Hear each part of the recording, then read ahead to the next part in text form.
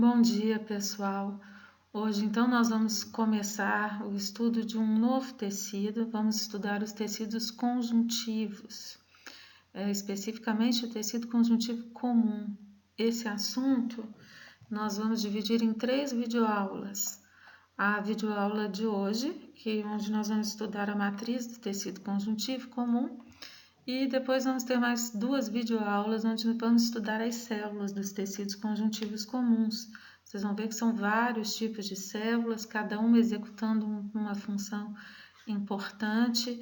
Então, vamos estudá-las uma por uma e depois vamos ver como que elas funcionam todas juntas, né? Como que elas contribuem, como que elas colaboram entre si para que o tecido conjuntivo possa funcionar bem e a defesa do organismo também possa ser bem executada.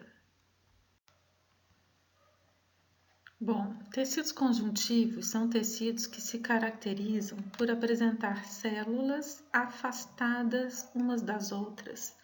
Muitas vezes essas células não chegam nem a se tocar, eventualmente sim, mas muitas vezes não.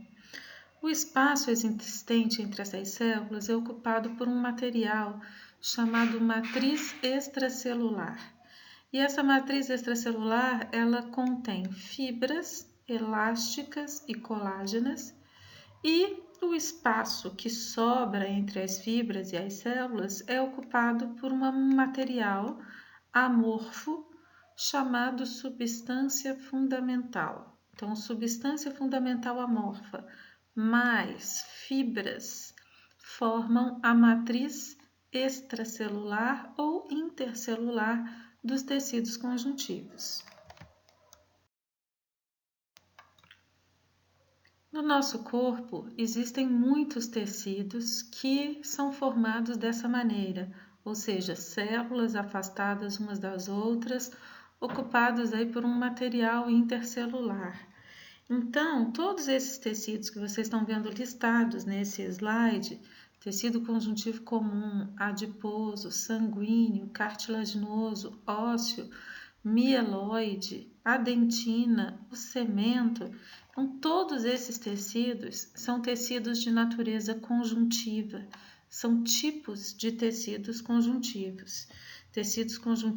especializados, ou seja, além dessa característica comum de células afastadas por matriz, com características próprias que fazem com que eles desempenhem um papel bem específico, uma função específica no corpo. Vejam bem, se eu falo tecido adiposo, vocês sabem exatamente de que tecido eu estou falando. Vocês sabem onde ele se localiza e a função principal deles. Se eu falo tecido sanguíneo, também todo mundo conhece. Cartilaginoso é o tecido que forma as cartilagens, tecido ósseo é o que forma os ossos. Então, todos esses tecidos todo mundo conhece. Tecido mieloide, alguns conhecem, outros conhecem com o nome popular de medula óssea. Então, tecido mieloide. Então, medula óssea é tecnicamente chamado de tecido mieloide, é um tipo de tecido conjuntivo especializado na produção de células sanguíneas. Vocês viram que o tecido ósseo é um tipo de tecido conjuntivo, né? É um tecido conjuntivo mineralizado. Nós temos 2 outros tipos de tecidos mineralizados no nosso corpo, a dentina e o cemento, 2 outros tipos de tecido conjuntivo mineralizado, dentina e cemento. São tecidos que contribuem para a formação dos dentes, onde a gente tem também um terceiro tipo de tecido mineralizado, só que de natureza epitelial, que é o esmalte. Então, no corpo temos 4 tipos de tecidos mineralizados: esmalte, dentina, cemento e o tecido ósseo, sendo que todos são de natureza conjuntiva, com exceção do esmalte dentário, né? Bom, o tecido conjuntivo que a gente vai se dedicar a estudar hoje aqui é o tecido conjuntivo comum ou propriamente dito. E esse é bom que a gente também contextualize, né? porque embora vocês conheçam parte desse tecido conjuntivo, ou seja, já tenham visto esse tecido conjuntivo em alguns lugares, ele é amplamente distribuído pelo corpo e eu vou dar alguns exemplos de lugares ou de estruturas formadas por tecido conjuntivo comum para vocês entenderem do que nós vamos falar na aula de hoje.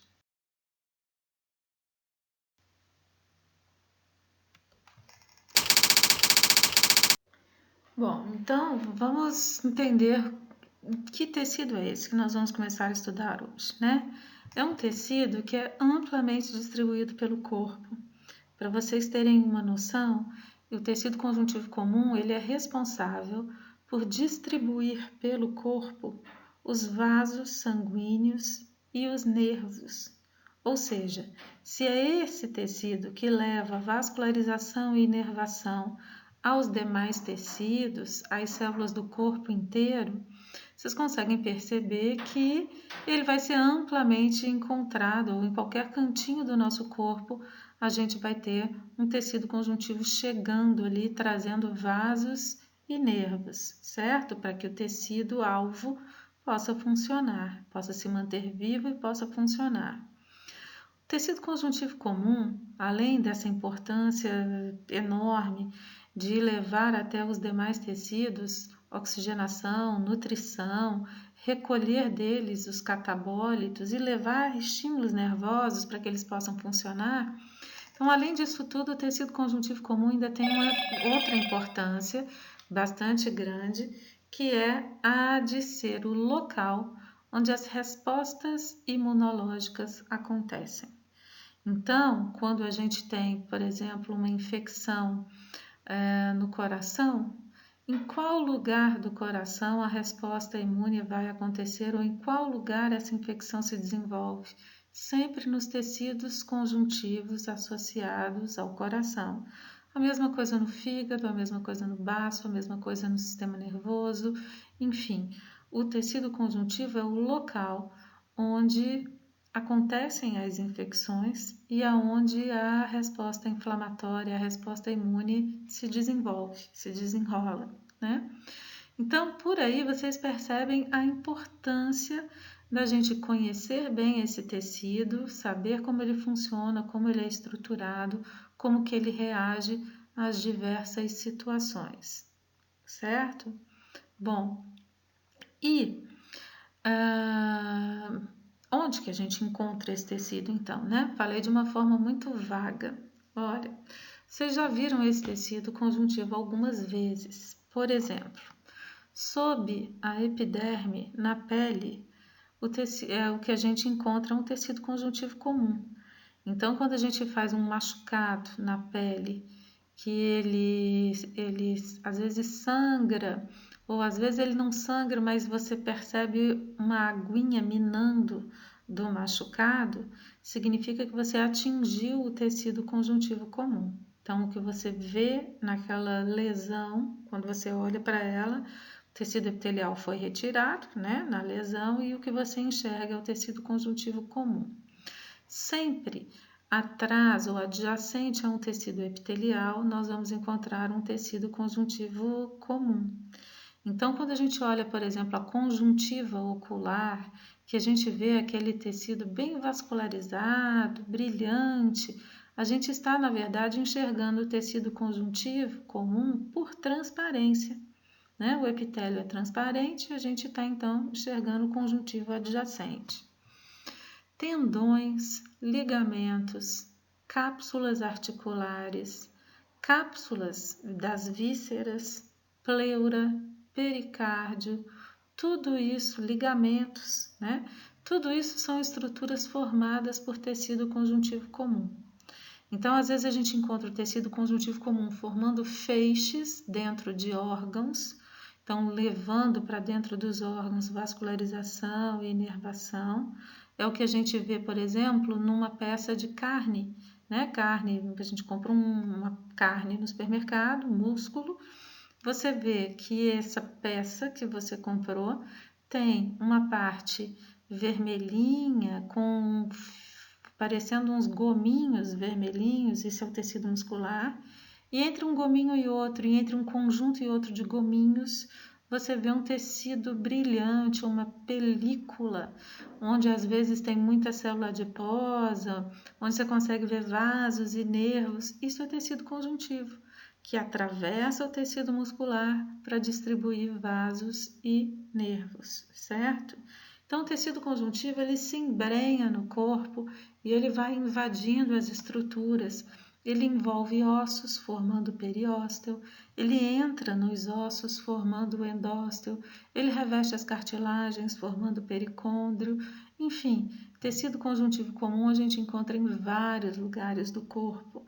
Ele fixa os órgãos na parede abdominal, ele envolve o coração, envolve os pulmões. Enfim, a gente encontra tecido conjuntivo por toda parte. E, pegando esses exemplos todos que eu dei aqui, vocês percebem que o tecido conjuntivo comum, ele varia muito de aparência. Existem tecidos, estruturas formadas por tecido conjuntivo comum que são bastante rígidas, bastante densas, como por exemplo um tendão. E existem outras que são muito flexíveis, membranosas, que arrebentam fácil, como por exemplo o mesentério, que fixa as alças intestinais na parede dorsal do abdômen. No final dessa apresentação, nós vamos falar dos diversos subtipos de tecido conjuntivo comum e vamos caracterizá-los.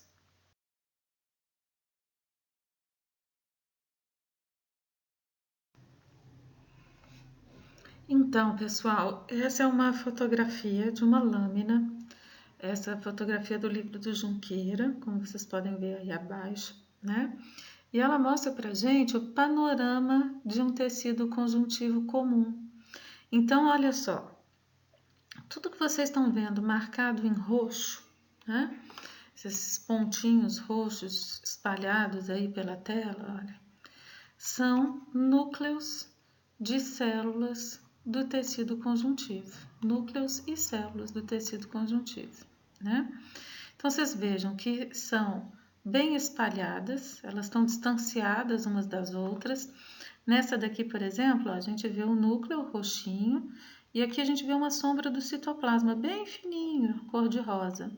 Vocês têm que lembrar que quando a gente faz quando a gente prepara um material para fazer lâmina histológica, a gente desidrata o material. Então, as células perdem água no seu citoplasma e elas murcham, elas encolhem. Então, muitas vezes, a gente nem vê o citoplasma das células nas lâminas, dependendo do volume de água que ela perdeu e do tamanho do seu citoplasma, do volume original do seu citoplasma. Aqui nessa imagem, olha, nesse cantinho aqui, vocês estão vendo uma beiradinha cor-de-rosa aqui em volta desse núcleo, é o que sobrou do citoplasma dessas células. De qualquer maneira, vocês estão vendo que as células estão bem distanciadas, né, umas das outras, isso é característico do tecido conjuntivo, e o espaço entre elas está ocupado por fibras, e aqui vocês percebem dois tipos de fibras. Vocês percebem umas fibras fininhas, coradas em preto, pela técnica do Ferro-F, técnica de coloração. Essas são as fibras elásticas. E vocês percebem umas fibras mais grossas, coradas em rosa, são as fibras colágenas da matriz do tecido conjuntivo. E no fundo do slide, vocês percebem um espaço branco. Todo esse espaço branco que está aí ocupando os espaços restantes entre as células e fibras, a gente chama de imagem negativa da substância fundamental amorfa. Então, lembra que no primeiro slide eu comentei com vocês, olha, a composição do tecido conjuntivo, células afastadas umas das outras e matriz intercelular. Matriz essa formada por fibras e substância fundamental amorfa. A substância fundamental amorfa é uma solução aquosa. Então, tem muita água, mais de 90% da substância fundamental é água. Tem ácido hialurônico, proteoglicanas, glicoproteínas, ou seja, muita água. E eu acabei de falar para vocês que quando a gente prepara o material para fazer lâmina histológica, a gente desidrata o material. Então, o que acontece é que a substância fundamental amorfa perde a água dela e o que a gente vê é só o espaço que a substância fundamental ocupava, certo? Então, todo esse espaço branquinho que vocês estão vendo aí entre as fibras e as células é o espaço que era ocupado pela substância fundamental amorfa quando o tecido estava vivo. Então, como a gente está vendo só esse espaço, a gente chama de imagem negativa da substância fundamental amorfa, tá? E aí vocês percebam o seguinte, ela é amorfa, ela não tem forma definida, porque é uma solução aquosa que se espalha pelos espaços existentes aí no tecido, ocupando esse espaço. Então, para cada configuração de tecido, ela vai adquirir um formato diferente, porque ela vai se espalhar e ocupar todo o espaço restante entre fibras e células.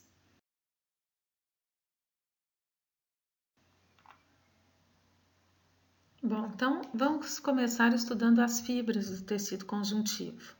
Então, eu costumo falar que elas são de dois tipos, as fibras colágenas e as fibras elásticas.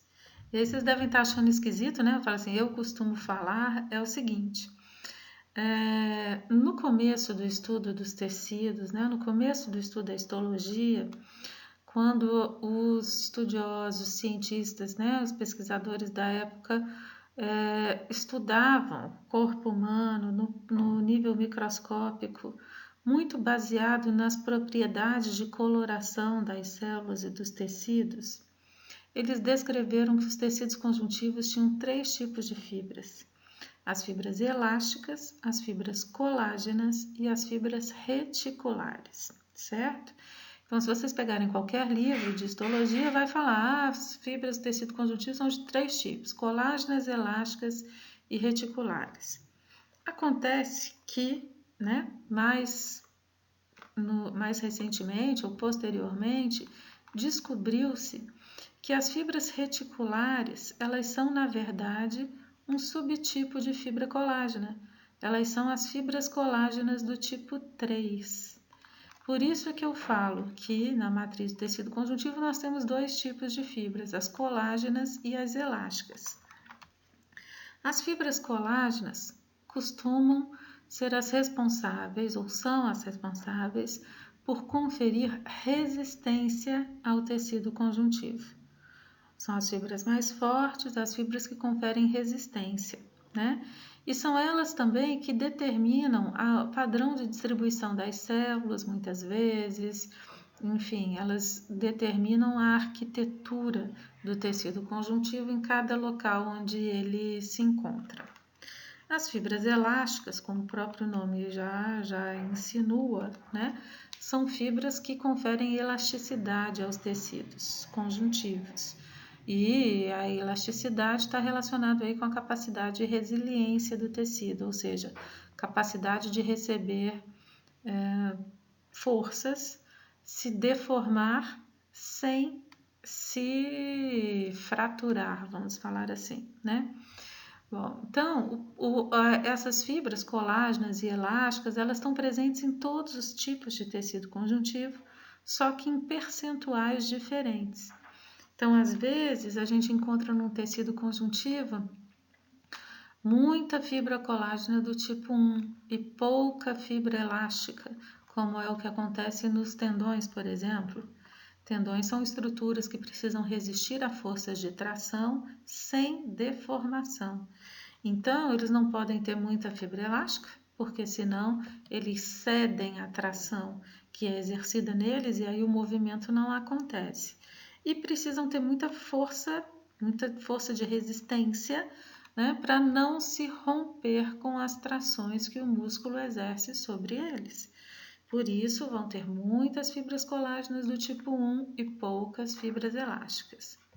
Por outro lado, se a gente for pensar no tecido conjuntivo dos pulmões, olha o que acontece. É um tecido conjuntivo que precisa se expandir durante a inspiração e precisa se, entre aspas, contrair, né, ou relaxar durante a expiração. se não fosse esse tecido conjuntivo elástico do pulmão, a gente não conseguiria ventilar os alvéolos, a gente não conseguiria respirar, certo? Então, lá nos tecidos conjuntivos do pulmão, praticamente nós não vamos ter fibras colágenas do tipo 1, a não ser nas vias aéreas e mesmo assim não muita quantidade, e vamos ter muitas fibras elásticas, certo? Então, em cada lugar do corpo, o tipo de fibra que a gente encontra predominando no tecido conjuntivo muda. Muda para fazer com que esse tecido se adapte às funções que o órgão executa, às condições a que o órgão está submetido, né? A fibra reticular, nós vamos comentar mais para frente, são fibras colágenas muito fininhas e curtas que formam uma trama sobre a qual células de alguns órgãos se apoiam, tá?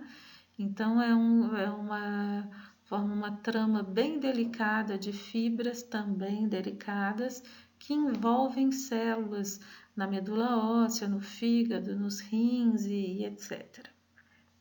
O que nós vamos fazer agora nos próximos slides é falar um pouquinho mais da composição e da organização das fibras colágenas e das fibras elásticas.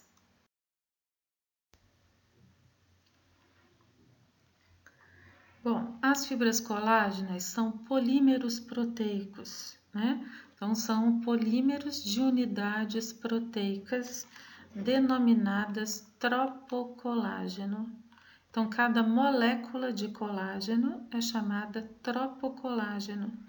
E cada molécula ou tropocolágeno é, na verdade, um trímero, ou seja, um conjunto de 3 cadeias de aminoácidos associadas entre si. Então, no trímero de tropocolágeno, essas cadeias de aminoácido, elas se enrolam uma nas outras, formando estruturas chamadas alfa-hélice, tá? Então, elas vão se entremeando umas às outras. Bom, o que essas cadeias de aminoácidos têm em comum? O que elas têm em comum é que elas são ricas em prolina e em lisina, tá? São ricas nesses dois tipos de aminoácidos, mas a sequência de aminoácidos é variável, né? Nesse desenho, nós temos aqui a representação de 2 cadeias de aminoácidos que são iguais e uma cadeia de aminoácido que é diferente, ambas ricas em lisina e em prolina, certo? Cada cadeia alfa que forma a molécula de colágeno, ou cada cadeia de aminoácido que forma a molécula de colágeno, é chamado de cadeia alfa. E essas cadeias alfas, elas são nomeadas em cadeia alfa 1, alfa 2, alfa 3, alfa 4 e assim por diante, dependendo da sequência de aminoácidos que elas possuem, tá? Então, cada molécula de colágeno, como é formada pela combinação de 3 cadeias alfas, vai variar um pouquinho dependendo da combinação dessas cadeias alfas para formar o tropocolágeno. Deixa eu explicar melhor o que eu estou querendo dizer. Vocês viram no slide anterior que nós temos vários tipos de fibras colágenas. Cada fibra colágena é formada por uma molécula de colágeno que é nomeada do mesmo jeito que a fibra. Então, fibras colágenas do tipo 1 são formadas por tropocolágenos do tipo 1. Fibras colágenas do tipo 2 são formadas por polímeros de tropocolágeno do tipo 2 e assim por diante. E cada tropocolágeno é formado pela combinação de cadeias alfas. Então, o tropocolágeno do tipo 1, por exemplo, ele é formado por 2 cadeias alfa 1 e por uma cadeia alfa 2. Então, toda vez que a célula produzir ou expressar esses 2 tipos de genes e montar as cadeias de tropocolágeno dessa maneira, o tipo de fibra que ela vai provocar ou que ela vai produzir é a colágeno do tipo 1. certinho e assim por diante. Então, nós temos uma tabela já bem estabelecida que nos diz qual tipo de tropocolágeno nós encontramos em cada fibra. Quando eu falei, por exemplo, que a fibra colágeno do tipo 1 é formada pela polimerização de tropocolágenos do tipo 1 a 2 por tropocolágeno do tipo 2, ok, é isso mesmo, são os tropocolágenos predominantes. Mas sempre nós temos alguns tipos de colágeno que são complementares àquele dominante, ou seja, numa fibra colágeno do tipo 2, por exemplo, teremos muitos tropocolágenos do tipo 2 polimerizando, formando a fibra, e teremos fibras colágenas associadas ou colágenos associados, como por exemplo o colágeno 9 e o colágeno 11, que vão contribuir para formar a fibra colágena do tipo 2. Quem vai predominar é o tipo 2, mas sempre associado a ele nós temos o colágeno 9 e o colágeno 11. Da mesma forma acontece para a fibra colágeno do tipo 1, como vocês vão observar na próxima tabela. Então, aqui nós temos uma tabela onde a gente pode ver os vários tipos de tropocolágeno e os tipos de cadeias alfas que formam cada um deles. Na última coluna, um breve comentário sobre cada tipo de colágeno, né? Então, aqui nós temos só 11 colágenos listados. Sabe-se que existe mais de 20 colágenos diferentes no nosso corpo. E essa tabela, pessoal, não é para decorar, não precisa preocupar em decorar. É só para vocês terem uma noção da diversidade, de como que cada tipo de colágeno é formado por uma combinação diferente de cadeias alfas e ter uma ideia aí dos principais tipos de colágeno, quais são as características principais de cada um deles. Então, por exemplo, o tropocolágeno do tipo 1, ele polimeriza formando fibrilas colágenas, que por sua vez formam as fibras mais espessas, mais fortes e mais resistentes. Esse tropocolágeno do tipo 1, ele pode ser encontrado não só no tecido conjuntivo comum, mas ele vai ser encontrado nos tecidos mineralizados também, então no tecido ósseo, na dentina e no cemento. Já o tropocolágeno do tipo 2 também polimeriza formando fibras fortes, porém não tão fortes quanto a do colágeno do tipo 1. O tropocolágeno do tipo 2 ele é característico de cartilagens, ele só existe nas cartilagens hialinas e elásticas. E sempre associado à fibrila de colágeno do tipo 1, nós vamos encontrar o colágeno do tipo 9 e o colágeno do tipo 11. Então, são colágenos de associação às fibrilas do tipo 2. Enquanto que o tropocolágeno do tipo 5 a gente encontra em associação ao colágeno do tipo 1. O tropocolágeno do tipo 3, como a gente já falou, ele forma as fibras reticulares, que são fibras curtas e finas que se interligam formando redes. Essas redes, elas envolvem células em determinados órgãos e tecidos, funcionando como elemento de sustentação delicado para esses órgãos. O tropocolágeno do tipo 4, ele não forma fibra, ele polimeriza direto com outros colágenos 4 ou com outras moléculas de glicoproteínas e proteoglicanas, e ele é encontrado exclusivamente nas lâminas basais. Então, é um colágeno típico de lâmina basal. E por aí vai. Cada tipo de colágeno tem sua característica, suas especificidades. Uns formam fibras pequenininhas, fininhas, delicadas, outros polimerizam formando fibras mais fortes, uns formam rede, outros não formam fibras, polimerizam direto, enfim.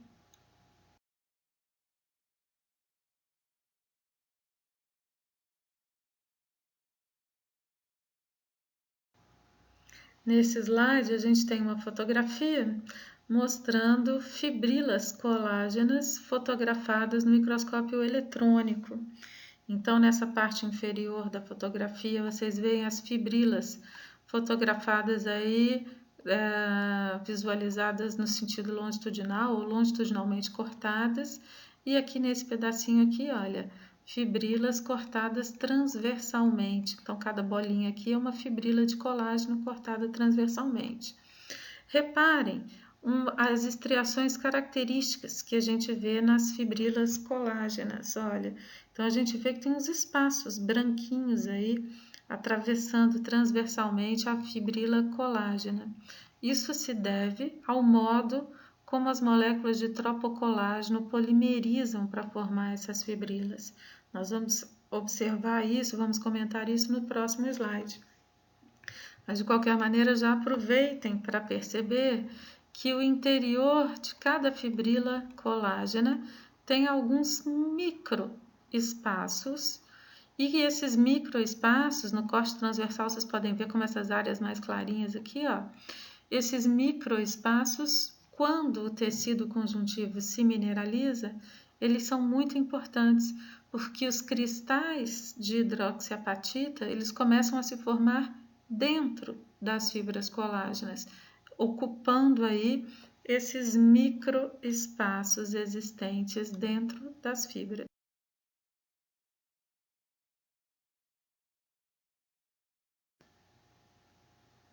Então, como eu falei para vocês, nesse slide a gente vai compreender um pouco melhor como que acontece a polimerização das moléculas de tropocolágeno para formar as fibrilas colágenas. Então, vocês vejam o seguinte, ó, essa é uma representação, aqui em cor de rosa a gente tem o citoplasma de um fibroblasto, que é uma célula do tecido conjuntivo comum, responsável pela produção da matriz do tecido conjuntivo. Então, o autor representou aqui essa célula para ilustrar como que as moléculas de colágeno são formadas, né? Mas esse mecanismo que nós vamos comentar aqui agora, eles se aplicam a qualquer célula produtora de colágeno. Então, se aplica aos fibroblastos, aos fibrócitos, aos osteoblastos, aos osteócitos, não, só aos osteoblastos, aos condrócitos, aos condroblastos, aos odontoblastos, cementoblastos, enfim, tá? Então, nosso assunto agora é tecido conjuntivo comum, então vamos considerar que essa célula seja um fibrócito ou um fibroblasto. Bom, toda a síntese de proteína se inicia no núcleo, com a transcrição do DNA em RNA mensageiro, certo?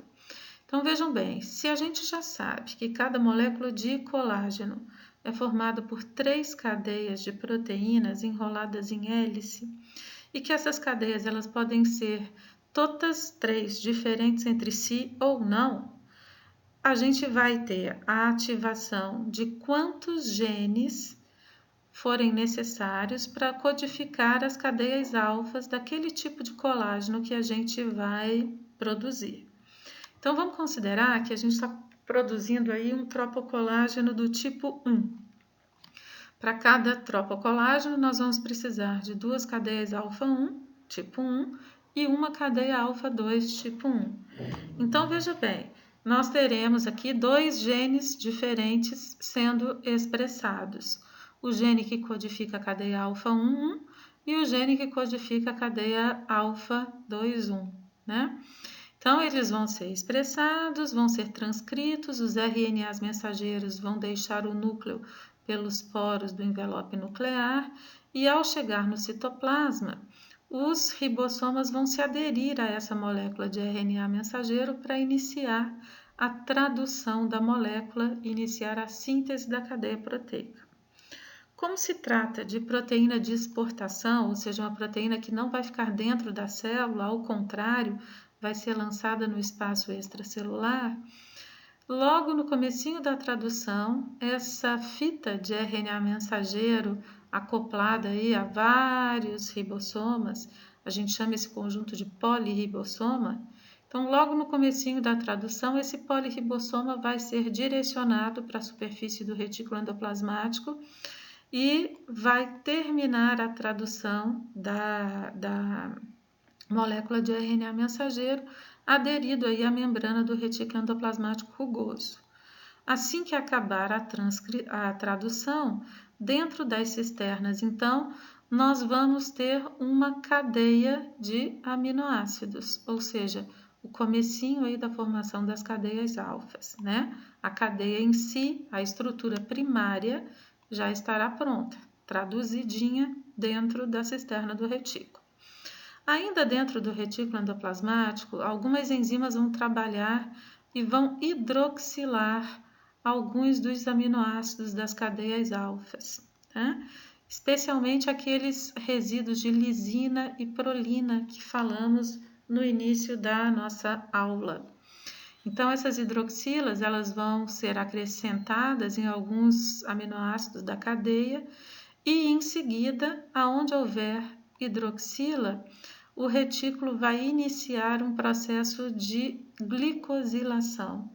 Glicosilação é o acréscimo de monômeros de açúcar, acréscimo de oligosacarídeos, né?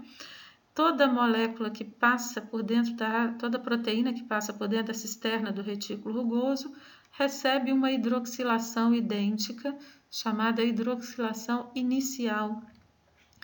Depois de inicialmente glicosilados, essas proteínas elas são encaminhadas para o aparelho de Golgi através de vesículas que se desprendem do retículo endoplasmático rugoso. No interior das cisternas do Golgi, essas moléculas proteicas elas são ainda modificadas e vão sofrer, entre outras coisas, a glicosilação final. Essa glicosilação final ela é específica para cada proteína. Então, cada proteína é glicosilada de uma forma diferente ao passar pelo interior das cisternas do Golgi. Nesse processo de hidroxilação e glicosilação, é necessário que haja como cofator vitamina C. Então, vitamina C é uma vitamina essencial para a formação de colágeno, tanto para formar os monômeros de colágeno, quanto depois, mais tarde, para polimerizar esses monômeros e formar as fibrilas de colágeno. Então, de nada adianta ter aminoácido sobrando para formar os tropocolágenos se a gente não tiver vitamina C disponível para as células e disponível na matriz. Bom, uma vez que essas cadeias alfas, então, cheguem no aparelho de Golgi e sofram a glicosilação final, nas cisternas intermediárias e finais, elas vão se parear e vão se entrelaçar. Então, as 3 cadeias alfas vão parear e entrelaçar depois de terem sido glicosiladas, né? Finalmente glicosiladas.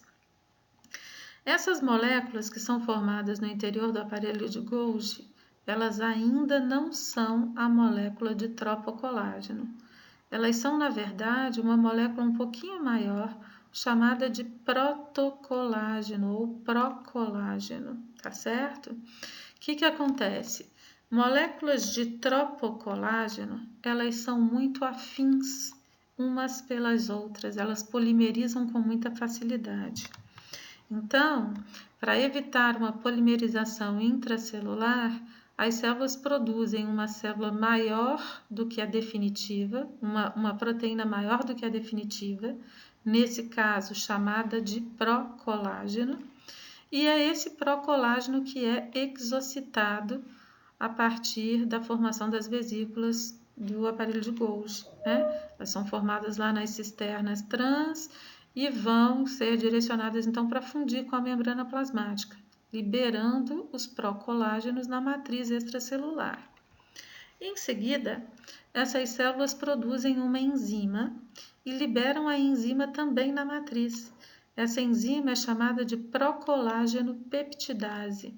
Ela age na extremidade das moléculas de procolágeno, formando 2 peptídeos de registro, os 2 pequenos peptídeos, que vão ser fagocitados pela célula produtora e reaproveitados na síntese de novas moléculas, e um resíduo grande, que é finalmente a molécula de tropocolágeno, Então, vejam que o tropocolágeno só finaliza a produção, só fica pronto depois de exocitado.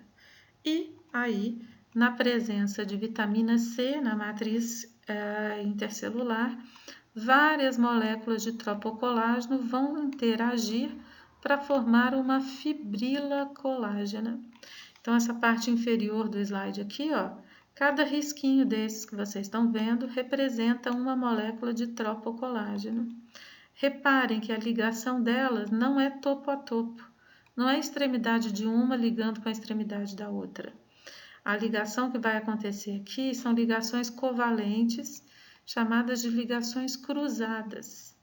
E essa formação de ligação cruzada entre aminoácidos próximos à extremidade da molécula, mas não na extremidade da molécula, permite que a fibrila ganhe espessura. Se não fosse assim, a espessura das fibras de colágeno seria sempre a mesma, né? E seria sempre a mesma espessura da molécula de tropocolágeno. Essas ligações cruzadas, covalentes, né? Responsáveis pela formação das microfibrilas, elas são dependentes também de vitamina C. Antes da gente continuar, deixa eu fazer um parêntese aqui. Bom, essas células, fibrócitos, fibroblastos e outras, produzem a matriz do tecido conjuntivo, ou do tecido ósseo, ou do tecido cartilaginoso, seja lá de que tecido for. Toda molécula de matriz, ela tem um tempo de vida útil. Então, as matrizes dos tecidos conjuntivos, elas são constantemente renovadas. Na medida em que as moléculas, elas perdem a função, na medida em que elas se desgastam, elas são fagocitadas, né? E substituídas por moléculas novas, tá certo? Então, no tempo todo, a matriz dos tecidos conjuntivos sofre renovação. Tecidos que são mais requisitados, que são mais desgastados, assim, que recebem forças mais intensas, costumam se desgastar mais rápido, como é o que acontece com o tecido conjuntivo do ligamento periodontal, que absorve a força da mastigação, que é uma força extremamente intensa. Então, esses tecidos, eles têm uma rotatividade, uma renovação aí muito rápida, certo? Estima-se que lá o tempo de vida de uma miofibrila colágena seja só de 3 dias. Então, imagina, né? Por outro lado, existem tecidos que têm velocidade de renovação muito lenta. E quanto mais lenta for a velocidade de renovação, mais lenta é também a capacidade de regeneração do tecido, tá? De recuperação pós-lesão.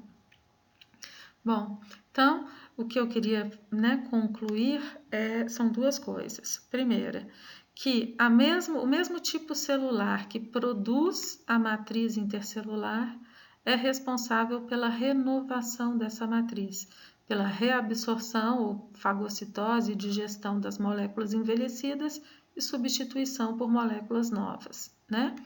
E sabendo disso, é necessário que, no caso do colágeno e suas fibrilas e fibras, tenhamos sempre disponível para as células vitamina C nos nossos fluidos corporais. Então, uma pessoa com carência de vitamina C vai ter dificuldade de produzir fibras colágenas, consequentemente, vai ter dificuldade de renovar seus tecidos conjuntivos.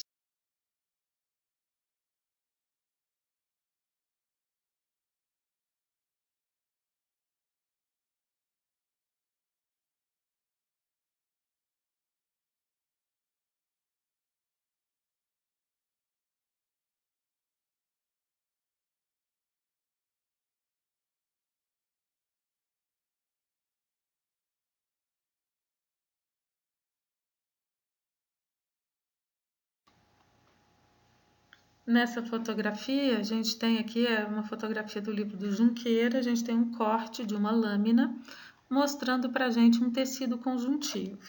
Então, lembra, tecido conjuntivo comum é um tecido vascularizado.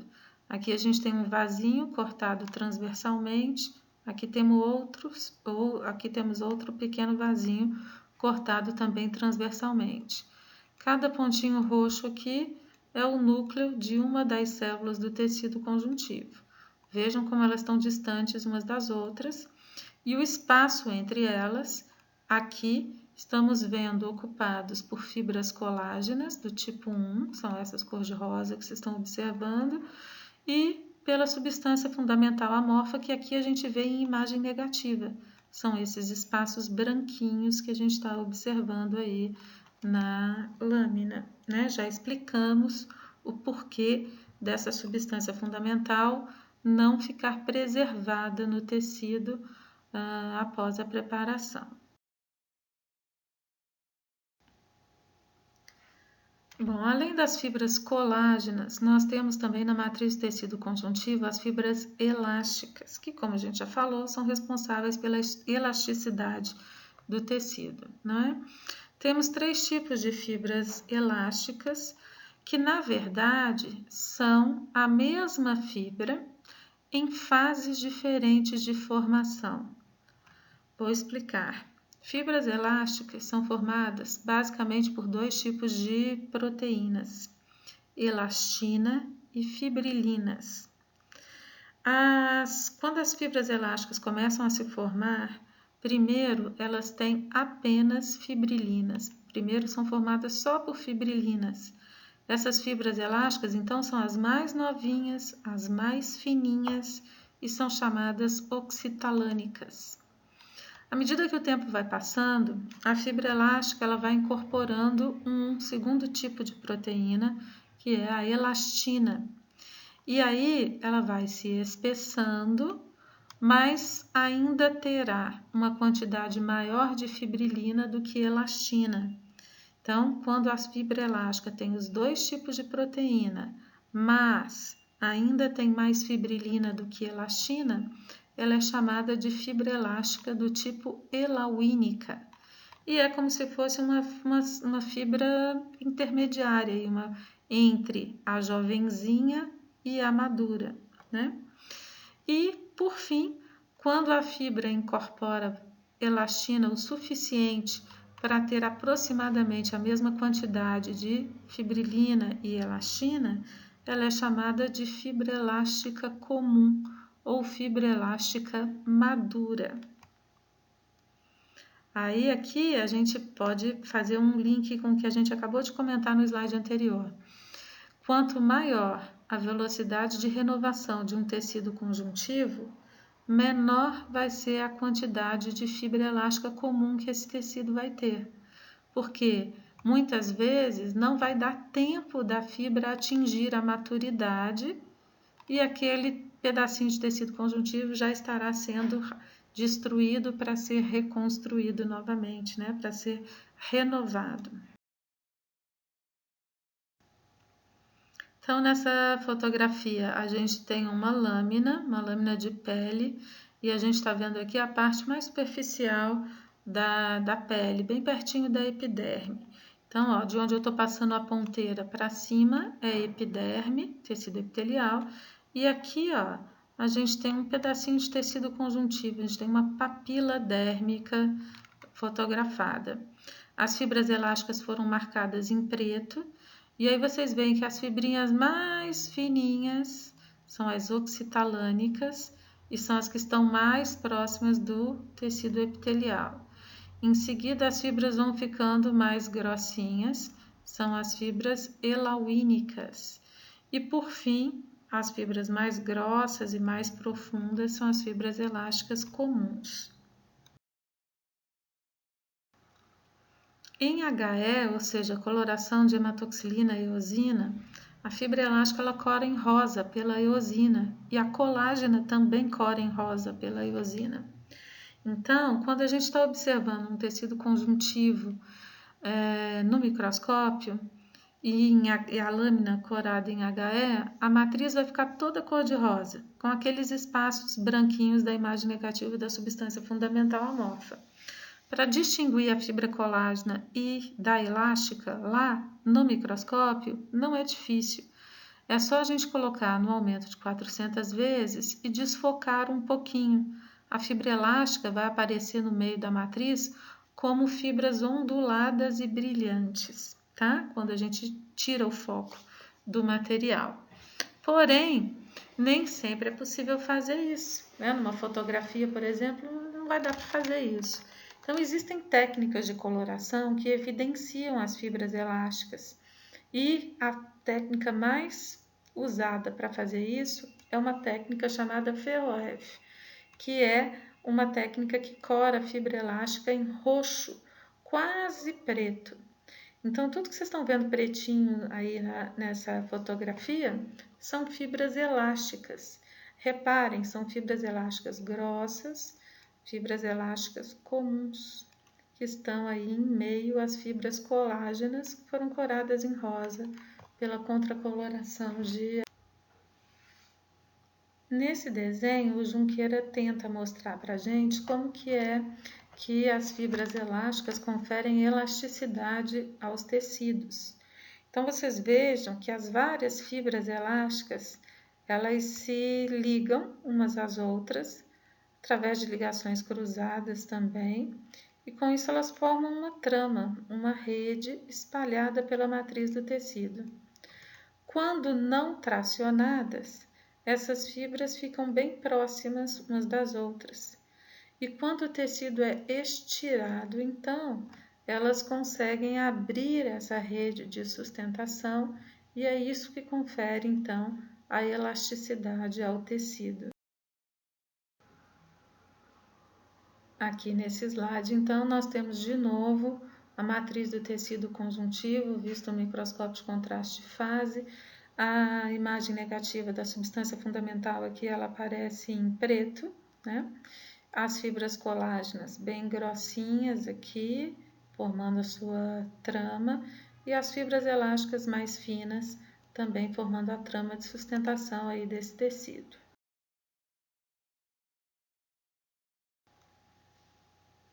Vamos então começar a falar da substância fundamental amorfa, né? Então, é uma solução aquosa, portanto, não tem forma definida, que ocupa os espaços existentes entre fibras e células nos tecidos conjuntivos. Composição, basicamente, é água, é o componente mais abundante, ácido hialurônico, glicoproteínas e proteoglicanas. Então, vejam como o nome dessas palavrinhas é parecido, olha, glicoproteína, proteoglicanas, que são moléculas compostas por proteínas e glicosaminoglicanas. Então, são três nomes bem parecidos, glicoproteínas, proteoglicanas e glicosaminoglicanas. Primeira coisa que a gente tem que saber, distinguir uma coisa da outra, né? Então, antes da gente começar a estudar a substância fundamental, vamos definir o que é cada um desses tipos de moléculas.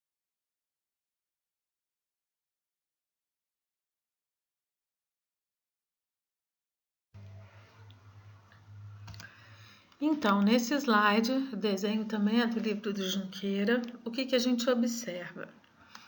Na letra A representação de uma proteoglicana e na letra B, a representação de uma glicoproteína. Todas duas são moléculas formadas por proteína e carboidrato. A proteína no desenho está representada em cinza, então na proteoglicana você tem uma proteína formando o eixo da molécula.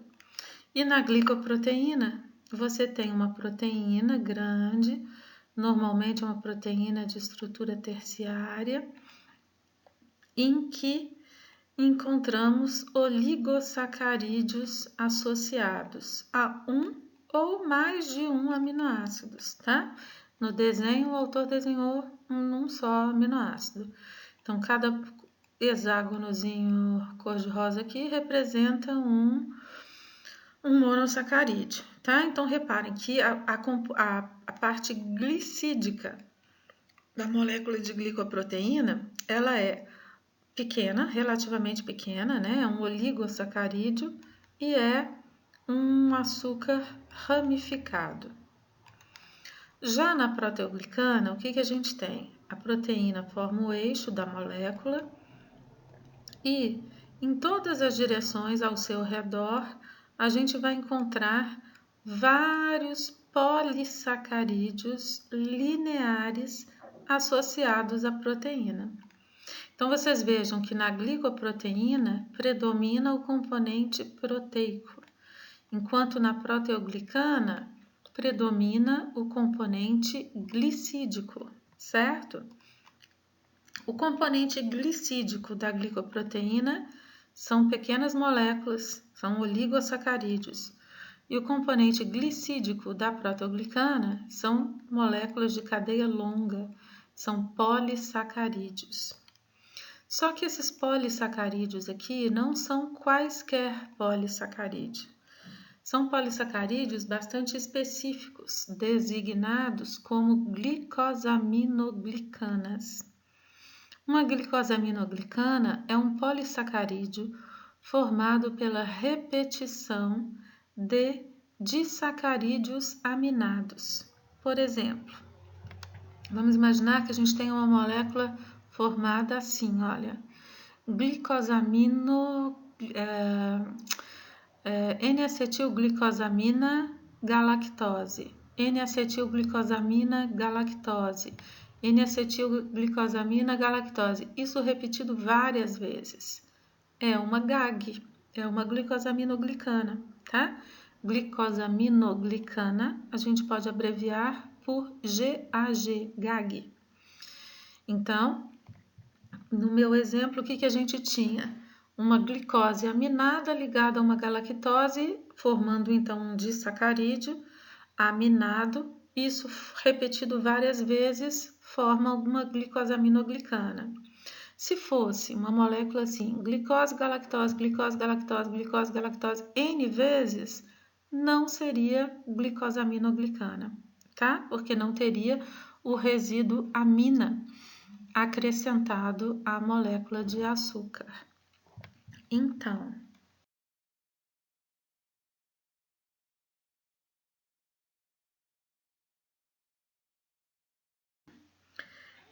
repetindo, proteoglicanas são grandes moléculas formadas por um eixo proteico ao qual se associam várias moléculas de glicosaminoglicanas, que são polissacarídeos formados pela repetição de disacarídeos aminados.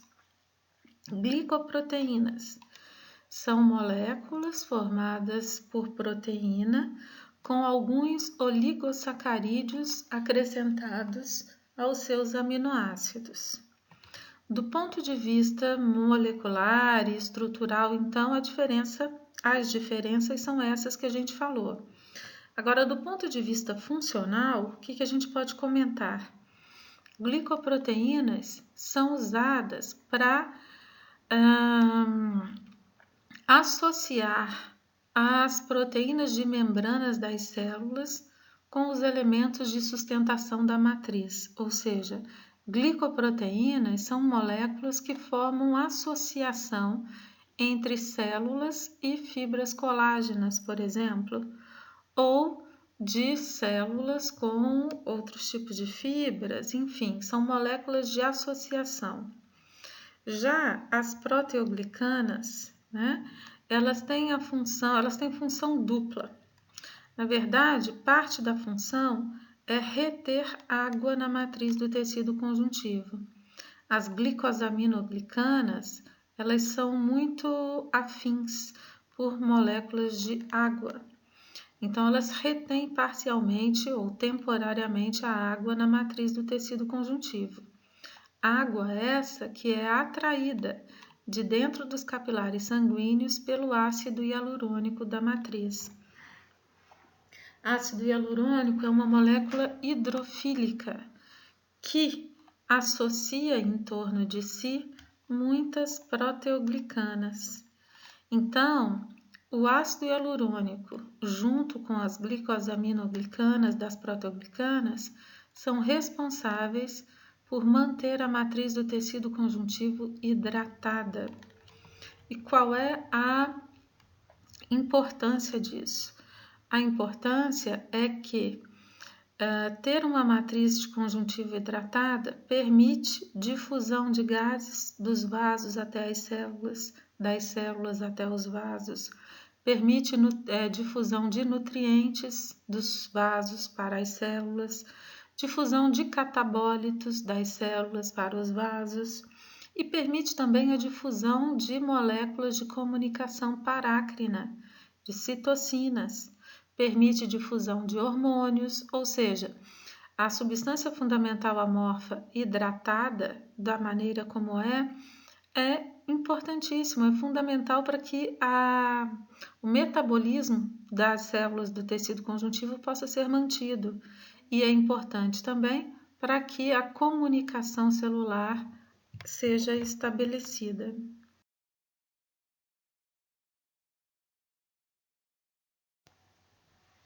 Então, nós temos aqui, olha, um exemplo de proteoglicana presente na membrana de fibroblastos.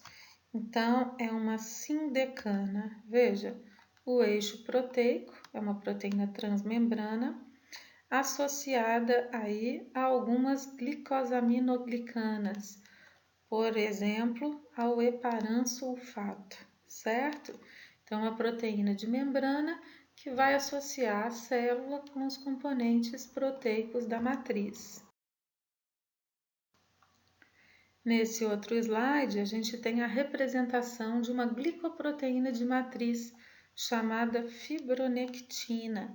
Nós já estudamos essa molécula quando a gente falou de moléculas adesivas, lembram? Então, a fibronectina é uma glicoproteína, ela é um dímero, as cadeias de aminoácidos são ligadas por ponte de sulfeto e a fibronectina ela tem sítios de ligação com fibras de colágeno na extremidade, numa das suas extremidades, e sítio de ligação com as células em outra extremidade.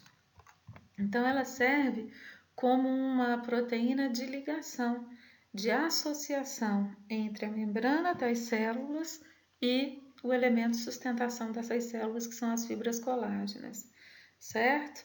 Lembrem-se, a gente já estudou, olha, as integrinas das células vão se ligar ao sítio de ligação celular da fibronectina, que por sua vez, ao mesmo tempo, se liga com as fibras colágenas, mantendo ou sustentando as células em sua matriz.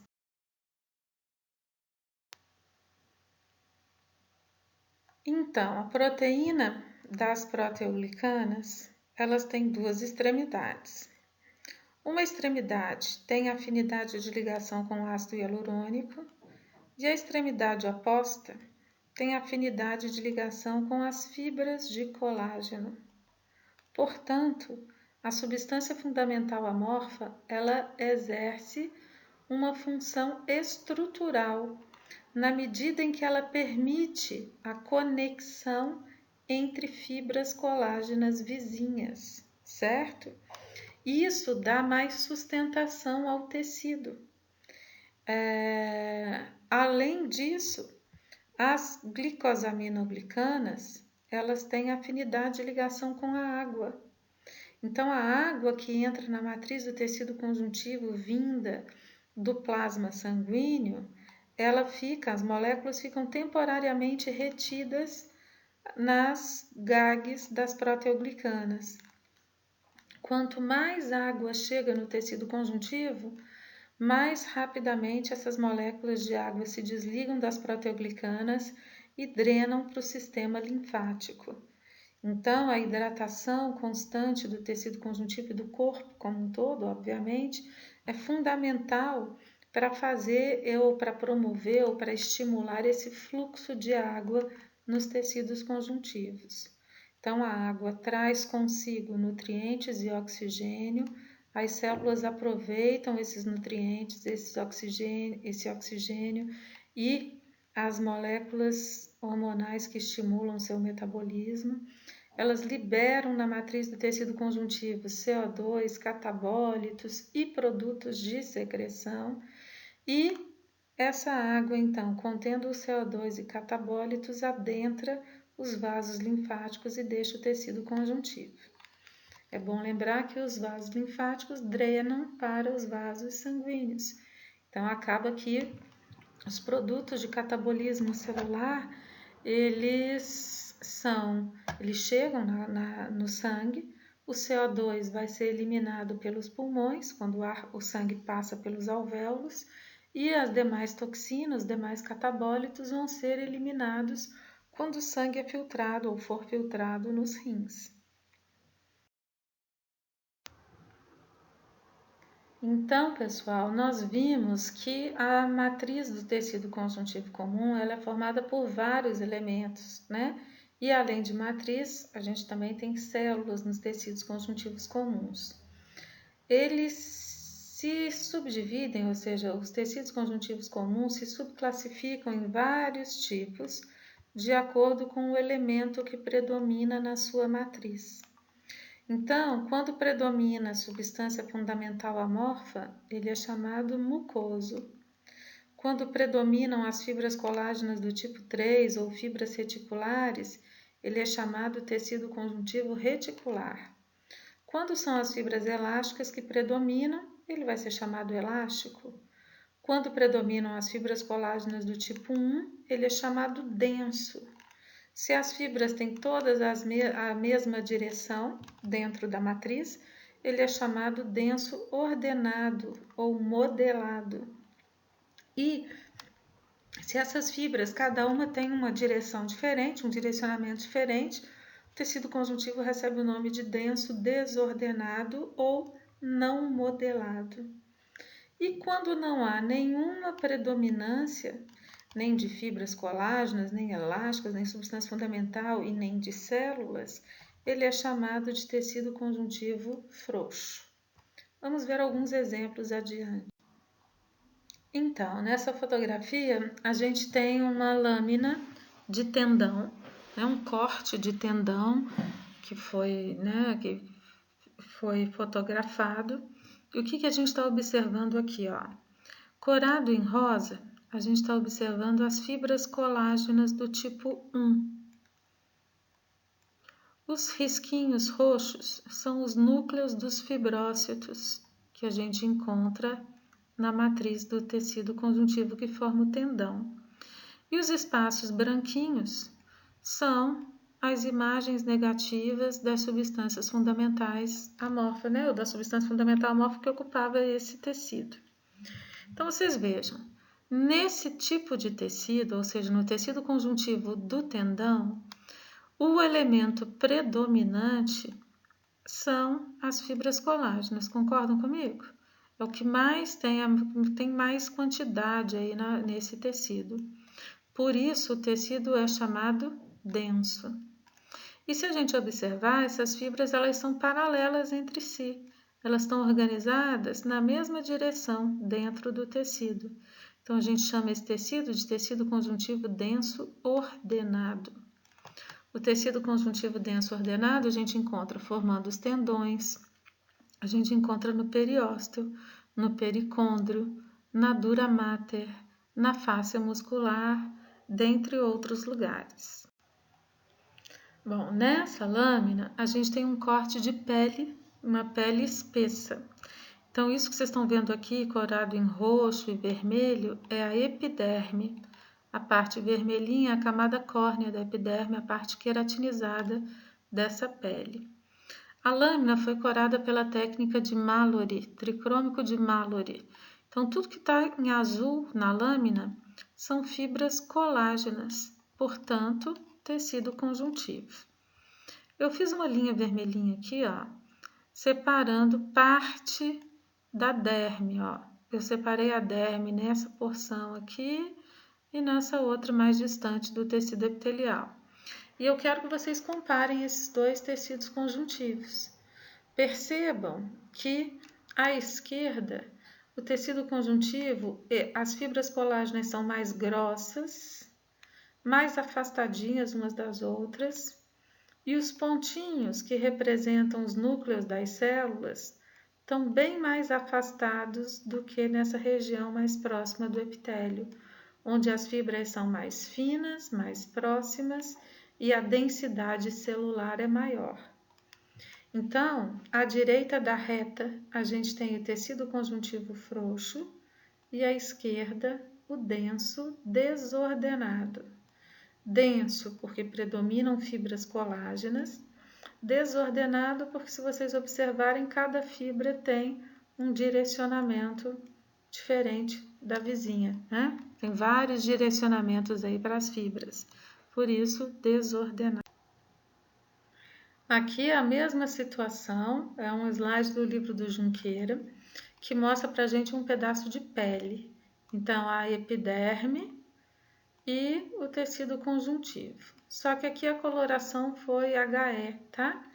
Então, vocês estão vendo que aqui nessa parte inferior do slide, olha, as fibras colágenas são grossas e as células estão bem mais afastadas umas das outras do que nessa parte superior, em que as fibras são mais fininhas e a gente percebe pelos núcleos, olha, que as células estão mais próximas umas das outras.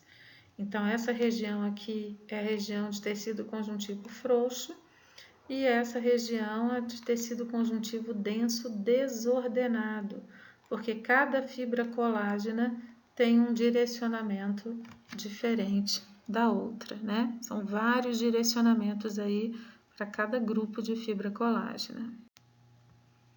Já nesse slide, a gente tem um corte de fígado, tá? E foi feita aqui uma técnica de coloração para evidenciar a fibra reticular. Lembra, fibra reticular são aquelas fibras fininhas e curtas que se ligam umas com as outras, estabelecendo um retículo, olha, uma rede de malha fina. Esse retículo envolve e sustenta células, ou células epiteliais, como no caso do fígado e dos rins, ou células do tecido linfóide, como acontece na medula óssea, como acontece nos linfonodos, no baço, nas tonsilas, enfim. Observem vocês o seguinte: essas fibras reticulares, que são aquelas de colágeno do tipo 3, como eu falei, elas são muito fininhas.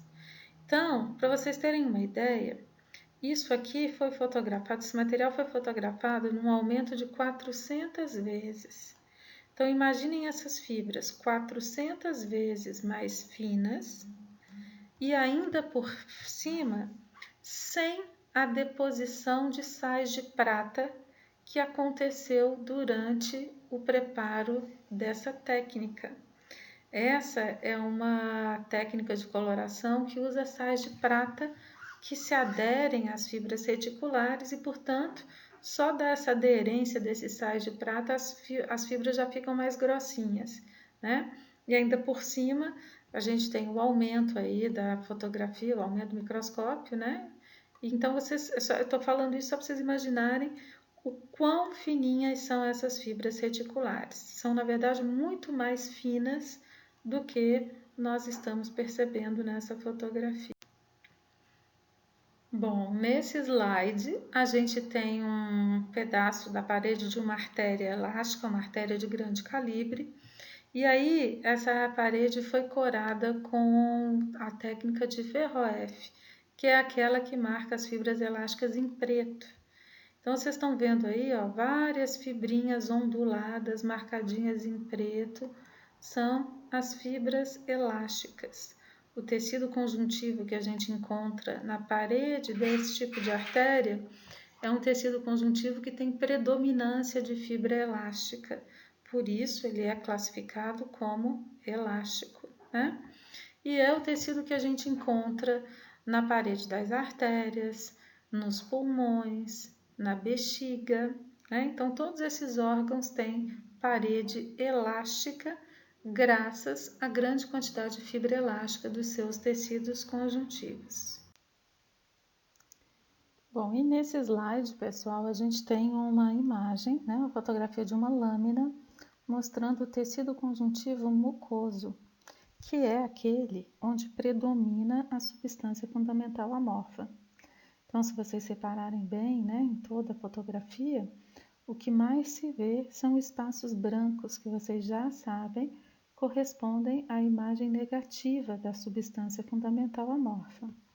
E essas estruturas cor-de-rosa que vocês estão vendo aqui são as fibras colágenas coradas pela eosina, e vocês estão vendo os núcleos das células desse tecido conjuntivo mucoso. Então, se predomina a substância fundamental amorfa, o tecido é classificado como conjuntivo mucoso. E onde que a gente pode encontrar esse tecido? Então, esse é um tecido encontrado em não muitos lugares do corpo, né? Ele é encontrado no núcleo pulposo dos discos intervertebrais, que é a parte central dos discos. Então, vocês imaginam que a função dos discos, né, entre uma vértebra e outra, é, entre outras, amortecer os impactos que atravessam a coluna vertebral.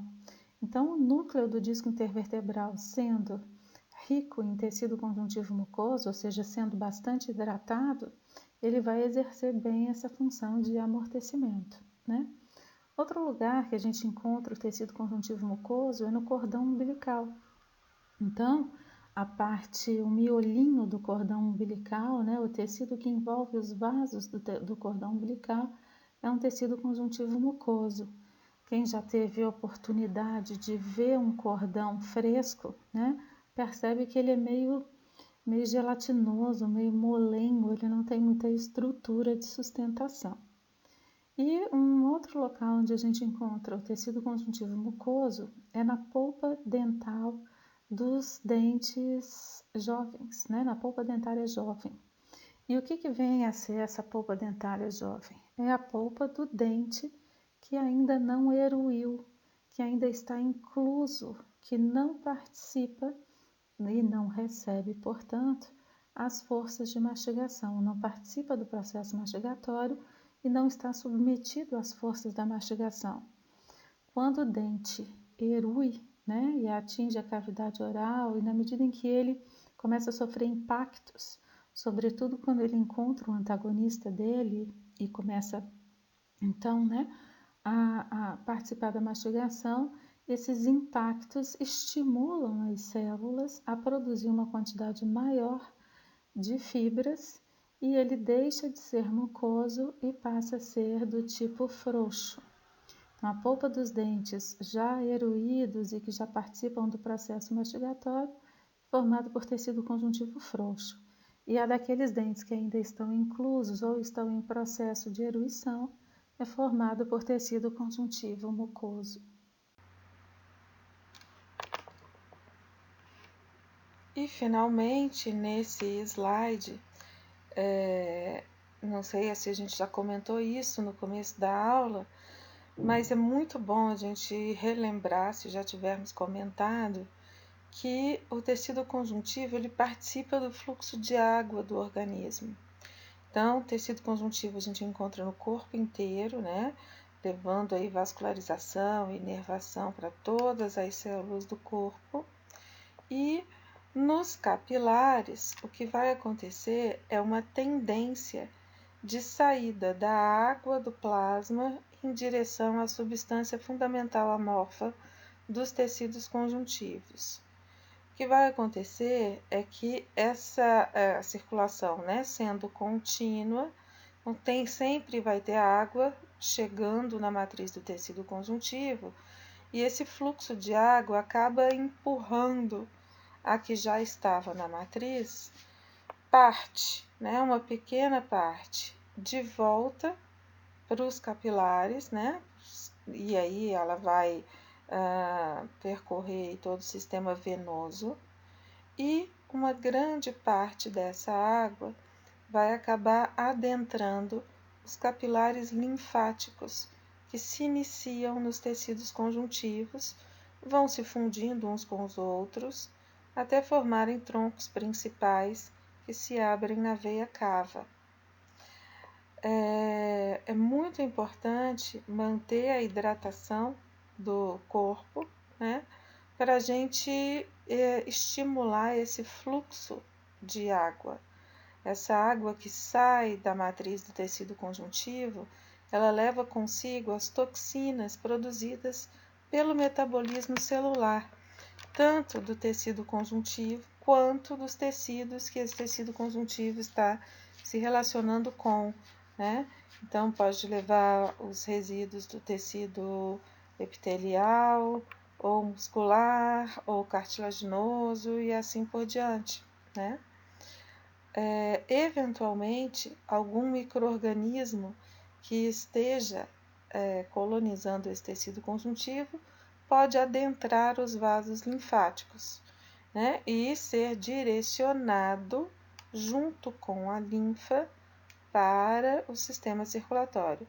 Porém, vocês vão aprender que ao longo dos vasos linfáticos existem órgãos chamados linfonodos ou gânglios linfáticos e a linfa passando por dentro desses órgãos, são vários em sequência ao longo do sistema linfático, ela é filtrada, porque no interior desses órgãos existe uma grande quantidade de macrófagos e a circulação da linfa é bastante lenta, né? Então existe grande chance desses micro-organismos serem filtrados e não chegarem à corrente sanguínea. Então, a gente pode definir o fluxo de água no nosso organismo, né, mais ou menos assim. Então, a gente absorve água, ingere água, absorve água no intestino, especialmente no intestino grosso. Essa água adentra os capilares no intestino, né, capilares linfáticos e capilares sanguíneos. Ambos são direcionados, então, para o coração, né, direta ou indiretamente, e essa água, então, vai fazer parte do plasma sanguíneo. Ao passar pelos capilares do corpo inteiro, parte da água migra para a matriz do tecido conjuntivo, combina com as proteoglicanas, as glicosaminoglicanas das proteoglicanas locais, fica parcialmente retido na matriz do tecido conjuntivo e depois acaba sendo drenada para o sistema venoso e também para o sistema linfático, de onde acaba retornando para a circulação sanguínea quando esse sistema se abre na veia cava. Pois essa água ela vai ser filtrada nos rins e eliminada, parte dela vai contribuir para a formação das secreções corporais, parte vai ser reabsorvida e parte vai ser perdida. Então, esse fluxo de água ele é extremamente importante para poder não só hidratar as células, obviamente, mas servir como veículo para solutos e solutos esses que vão ter função de nutrição, né, de oxigenação e de estimulação, de controle metabólico, de comunicação celular. Bom, com isso a gente finaliza a nossa primeira aula de tecido conjuntivo. Falamos de matriz do tecido conjuntivo, falamos da subclassificação dos tecidos conjuntivos comuns, falamos também dos vários tipos de tecido conjuntivo que existem no nosso corpo, as características principais, função da substância fundamental amorfa, composição das fibras, enfim. Falamos bastante da matriz do tecido conjuntivo. Nas próximas aulas, então, nós vamos nos ater às células do tecido conjuntivo e, como o assunto é muito extenso, vamos dividir em 2 videoaulas. Então, estudem bastante, vocês têm aí as referências, né, bibliográficas, e nós conversamos a esse respeito no nosso próximo encontro, para tirar as dúvidas, para discutir, para explicar algum ponto que não tenha ficado muito bem explicado, muito claro, certo? Então, um abraço e a gente se encontra em breve.